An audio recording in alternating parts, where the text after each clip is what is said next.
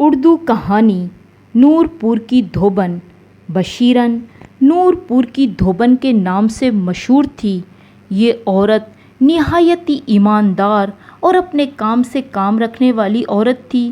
کسی کے کام میں مداخلت نہ کرتی۔ اگر کبھی کسی کی جیب سے اسے پیسے ملتے تو وہ فوراً اس کے مالک تک پہنچاتی۔ اس کی ایمانداری کی وجہ سے نورپور کے تمام لوگ اسی سے کپڑے دھلواتے، یہاں تک کہ بادشاہ، وزیر اور شہر کے قاضی کے کپڑے بھی بشیرن دھوبن ہی دھوتی تھی۔ صاف ستھرے بے داغ کپڑے دیکھ کر سب اس کے کام کو پسند کرتے تھے۔ ایک دن بشیرن کو شیروانی کی جیب سے ایک انگوٹھی ملی، جسے دیکھ کر وہ حیران رہ گئی۔ الٹ پلٹ کر دیکھا، ایسی چکا چوند انگوٹھی جس میں ایک قیمتی ہیرا لگا ہوا تھا، اس نے اپنی زندگی میں کبھی نہیں دیکھی تھی۔ جلدی سے شیروانی اٹھا کر دیکھی تو معلوم ہوا کہ یہ شیروانی تو وزیر اکبر علی کی ہے۔ اس نے دل میں سوچا، جیسے ہی کپڑے سوکھیں گے وہ سب سے پہلے اکبر علی کے کپڑے اس انگوٹھی سمیت واپس کر آئیں گی۔ اس انگوٹھی کو اس نے اپنے دوپٹے کے پلو میں باندھ کر وہ اپنے گھر کی طرف روانہ ہو گئی۔ گھر پہنچی تو اسے پتہ چلا کہ اس کی اکلوتی بیٹی کو تیز بخار ہے۔ بشیرن نے اسی وقت دوڑ کر اسے کھلا پلا کر دوا دی۔ پھر بیچاری بشیرن ماتھے پر پٹی رکھ کر بخار کم کرنے کی کوشش کرتی رہی۔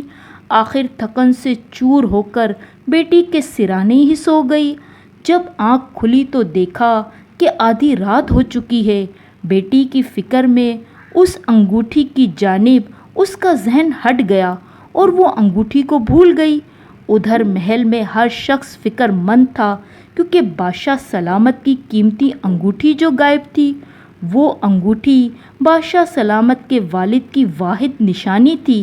بادشاہ کے حکم پر خادموں نے محل کا کونا کونا چھان مارا، لیکن انگوٹھی نہ ملی۔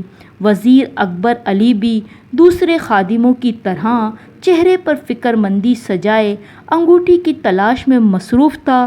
ادھر بشیرن دھوبن بھی اپنی بچی کی طبیعت کی وجہ سے فکر مند تھی۔ اسی پریشانی میں وہ کپڑے دھونے بھی نہ گئی۔ پورے دن کی تلاش کے بعد بادشاہ نے اعلان کروایا کہ جس کسی کو بھی وہ انگوٹھی ملے یا ڈھونڈ کر لائے، اسے 1000 اشرفیاں بطور انعام دی جائیں گی۔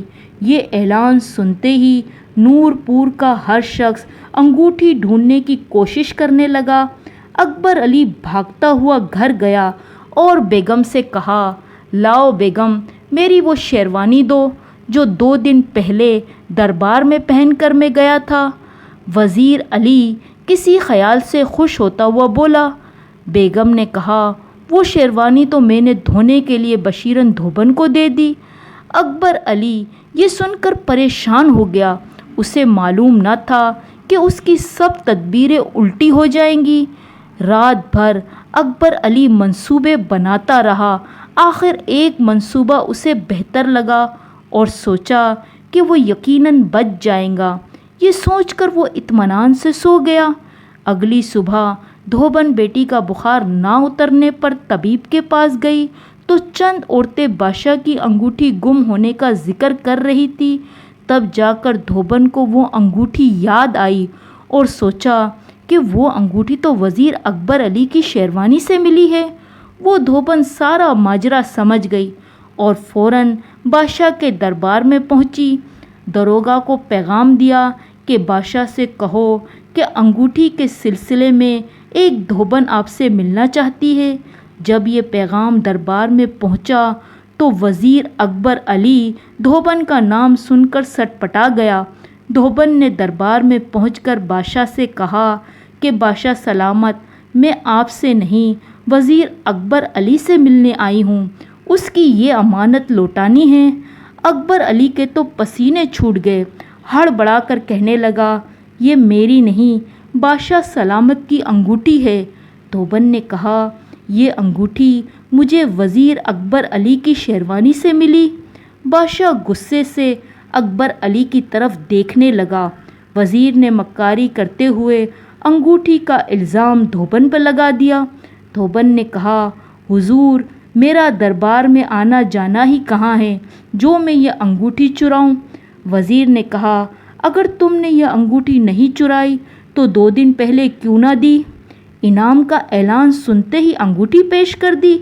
دھوبن نے کہا، میری بیٹی بیمار تھی، 2 دن میں گھر میں تھی، طبیب کے پاس گئی تو انگوٹھی گم ہونے کی خبر سنی۔